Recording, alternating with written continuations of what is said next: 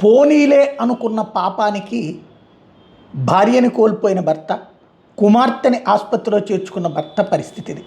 విశాఖపట్నంలో ఉన్మాది ఘాతుకం అదే. ఉత్తరాంధ్ర జిల్లాల నుండి విశాఖకు వచ్చి సెటిల్ అవుతుంటారు. తమ ప్రాంతాల నుంచి, శ్రీకాకుళం నుంచినో విజయనగరం నుంచినో తమ బంధువులో తమకు తెలిసిన వాళ్ళు వస్తే ఆప్యాయంగా అక్కును చేర్చుకుంటారు. అలా అక్కును చేర్చుకున్న ఉదంతంలో నుంచి ఇక్కడ జరిగింది. నవీన్ అనే కుర్రోడు వచ్చి ఇక్కడ దీపిక అనేటటువంటి అమ్మాయి, డిగ్రీ చదివే అమ్మాయితో ఇష్టపడుతున్నానని చెప్పడం, తమ ప్రాంతానికి చెందినవాడు కావటం, ఇక్కడ ఉన్నటువంటి దీపిక వాళ్ళ తల్లికి సోదరి ఏరియాకి చెందినవాడు కావడంతో తరచూ వస్తూ వచ్చాడు. వీళ్ళిద్దరిని పెళ్లి చేయడానికి పెద్దలు నిశ్చయించుకున్నారు. కానీ అతను అమ్మాయి పట్ల మిస్బిహేవియర్తో పాటుగా ఆధిపత్య ధోరణిని ప్రదర్శిస్తున్నాడు.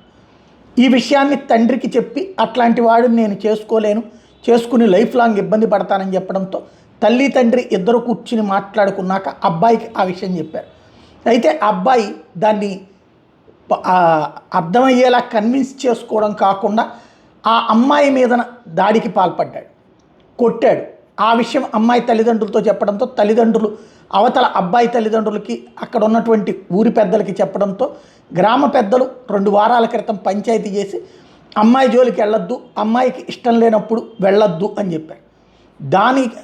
అతను చేసిన మిస్బిహేవియరు, అతను చేసిన దాడి, ఈ విషయాన్ని పోలీసులకి వీళ్ళు కంప్లైంట్ చేయాలి. ఎందుకంటే చదువుకున్న కుర్రోడు, అతని విషయంలో పోలీస్ కంప్లైంట్ చేస్తే అతని జీవితం నాశనం అవుతుంది అని మంచి ఉద్దేశంతో సహృదయంతో వాళ్ళు కంప్లైంట్ చేయాలి.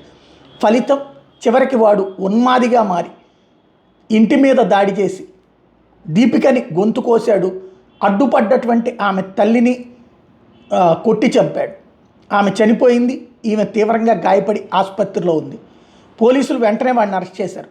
కానీ వీళ్ళ ఆలస్యం, వాడి ఉన్మాదం కలిసి ఒక దారుణమైనటువంటి సంఘటన ప్రశాంతమైన విశాఖ లాంటి చోట్ల చోటు చేసుకుంది.